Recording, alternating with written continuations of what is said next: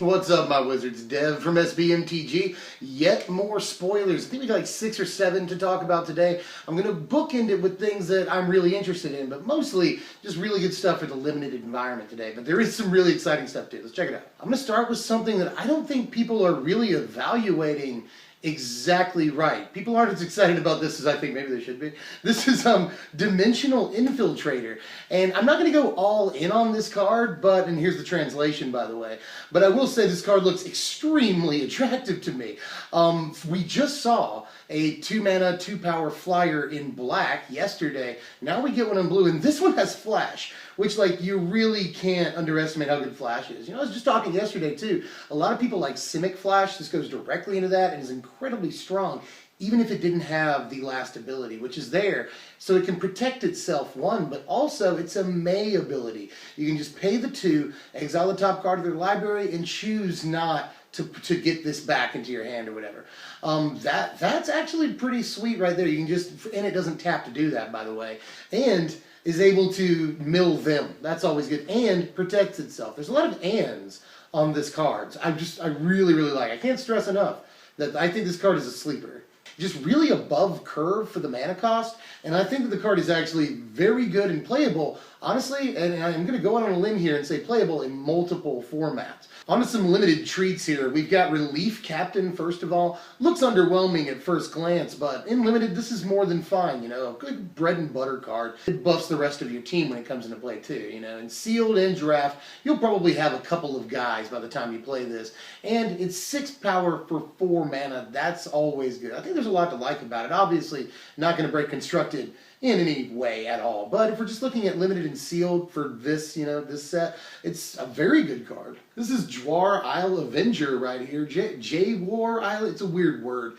Fine card again in limited environments. Won't see the light of day in constructed. But in limited, we don't, especially sealed, we don't really mind 5-mana 3/3 flyers. They're okay. Good body, good evasion. That's good, especially splashable. But you can pull off the surge cost. That's amazing. That's basically a 3-mana 3/3 flyer, but it's probably still going to get cast on the 5th turn either way. Still, great card. This is Goblin Freerunner, yet another good limited card. A lot of them were today. The cool thing about this is that it's a common, and that you'll probably get multiples of them, and it's just a strong card in and of itself, you know, especially if you can cast it for Surge. That's really, really good. On turn 3 or 4, you can reliably get the Surge cost, I would imagine, especially if you're drafting specifically the, you know, red aggro, red X aggro deck in this, you know, limited environment. I could see this being a very, very good card, especially if you can get 2 or 3 of them in the draft environment. But outside of that, it probably won't see play in standard. I mean, it's a solid card, but we'll probably have better options than this. This is Hedron Crawler right here, and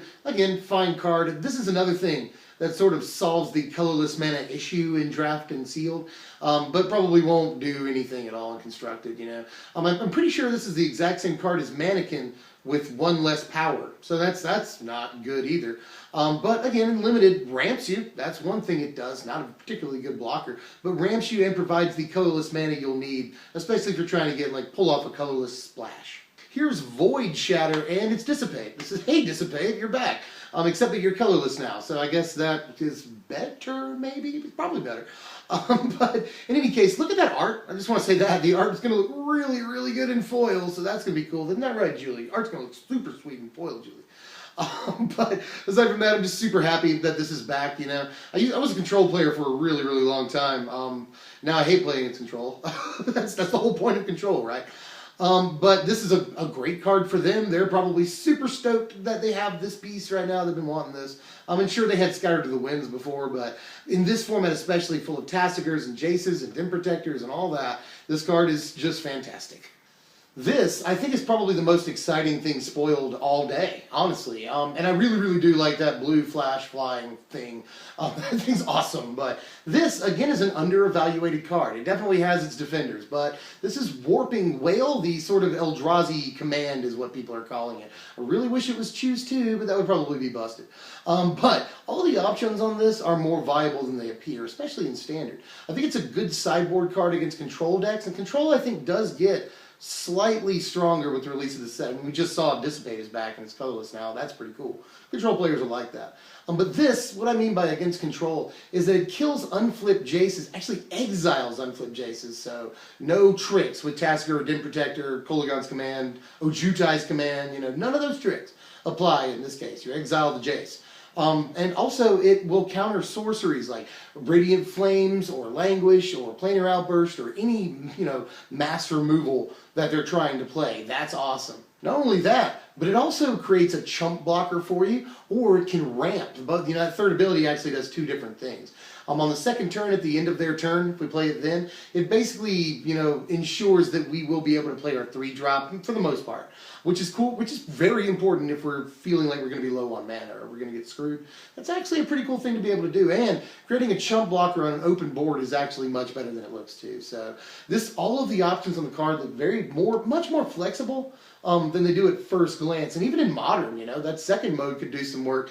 And I'm not saying that we don't already have good cards that counter spells in Modern, but this does a lot of things aside from countering a spell, and can counter things like Scape Shift, and Cruel Ultimatum, and a bunch of other stuff in the Modern format. So I could see that happening too. But bottom line for Standard, I'm excited about this as a sideboard card, but I think it could even be better than that. We'll have to wait. But commands like this that feature options, and they're all better options, I think, than they look like, are always playable. So I'm pretty excited about this thing. That's all I got for today. Let me know how you felt about these assessments and evaluations. I think that the draft cards, the limited cards, are pretty easy to pick out here, but the two that I bookended it with are they're up for grabs. I think there could be a lot of discussion about Warping Wail and about the, flash flying thing. So let me know how you felt about them in the comments. I'm excited to play both of those cards. And like if you're new, or sub if you're new, and then like if you enjoyed it, which, I hope you did. So I'll see you guys next time, right? I'm Deb from SBMTG. Thanks for watching, my wizards.